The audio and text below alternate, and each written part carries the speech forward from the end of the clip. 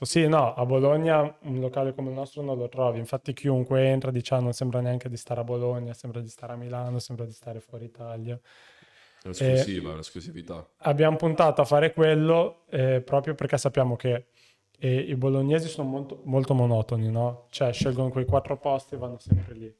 Abbiamo detto se apriamo qualcosa di normale facciamo fatica a prenderci la clientela. Dobbiamo aprire qualcosa di originale, qualcosa di nuovo che a Bologna manca, che vediamo che nelle altre parti del mondo funziona e appunto portarlo a Bologna e farlo andare.